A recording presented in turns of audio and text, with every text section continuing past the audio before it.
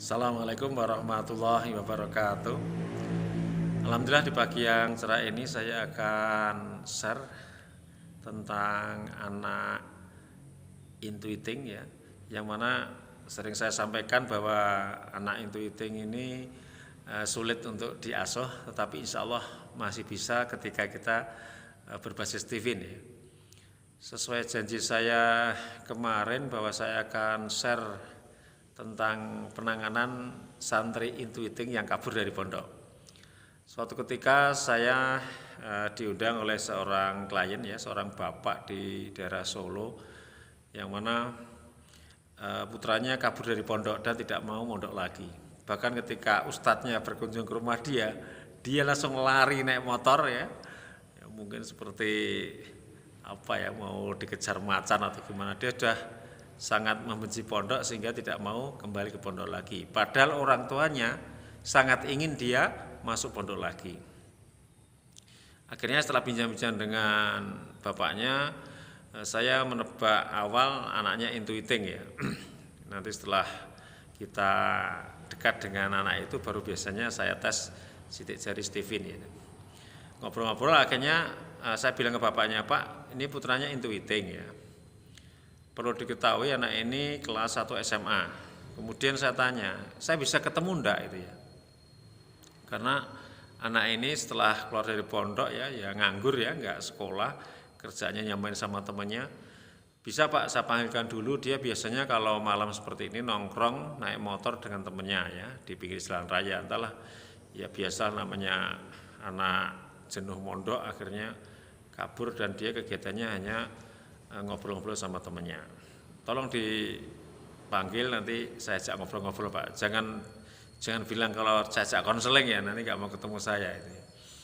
Akhirnya bapak itu keluar rumah dan dijemputlah anak tersebut ketemu, tetapi di luar rumah sempat ribut dengan bapaknya. Mas, itu silakan temui Pak Sofyan, dia ahli bakat. Terus dia nengok ke saya gitu loh. Dia masih komplain sama orang tuanya. Masa Pak Sofyan ahli bakat? Dia bukannya ustadz. Kalau ustadz saya nggak mau ketemu. Bukan, Pak Sofyan itu bukan ustadz. Dia itu ya orang ahli bakat tetapi suka ngaji. Kebetulan tadi habis ngaji di Solo, pulangnya mampir sini ya. Kalau ngaji kan pakainya baju koko gitu ya. Kebetulan saya pakai baju koko seperti ini ya. Kemudian masalah anak itu bersama temennya ya, ditemani temennya ya. Nah, di sini saya mulai menggunakan trik berkata-kata yang ekspresif ya, yang disukai oleh anak intuiting. Begitu masuk ke ruangan saya, dia langsung saya sapa, Mas, bakatmu itu bisnis ya. Maka sebaiknya mulai hari ini antum kamu berbisnis, untuk masalah pondok jangan dipikir dulu ya. Yang penting kamu bisa jualan. Gimana Mas?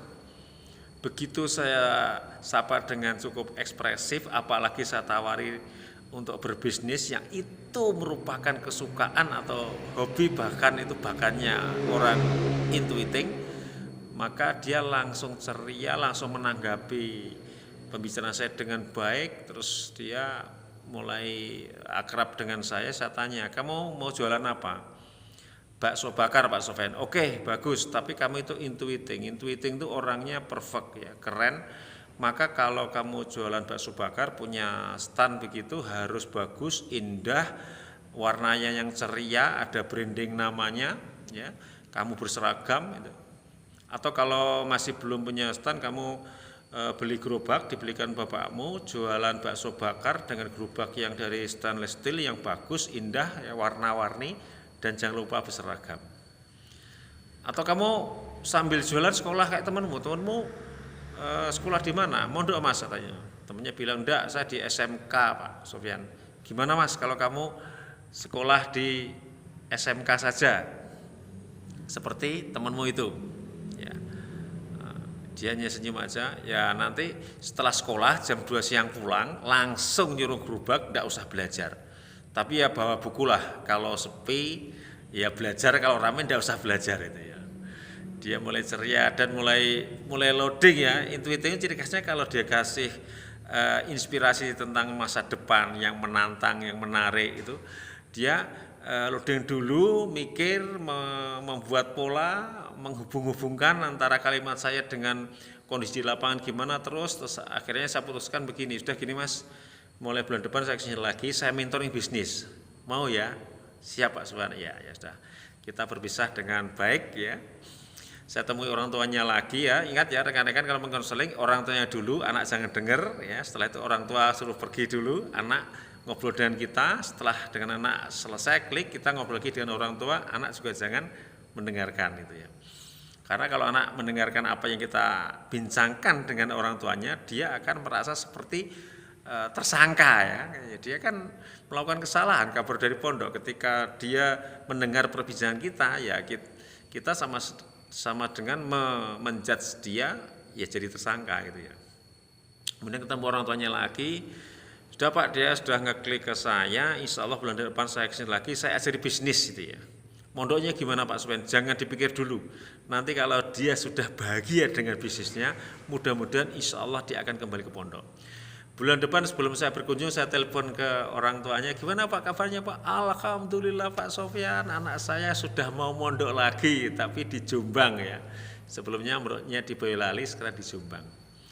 Alhamdulillah ini ada sudah dua kasus intuiting. Yang satu kabur dari pondok, yang satu mogok sekolah. Ya, cukup banyak ya yang kabur dari pondok dan mogok sekolah intuiting, karena intuiting suka bebas, suka melihat langit, suka alam bebas, sehingga ketika dikurung di asrama atau di kelas dengan pola asuh yang tidak intuiting banget, biasanya dia tidak betah atau tidak kerasan. Demikian inspirasi pagi dari saya. Assalamualaikum warahmatullahi wabarakatuh.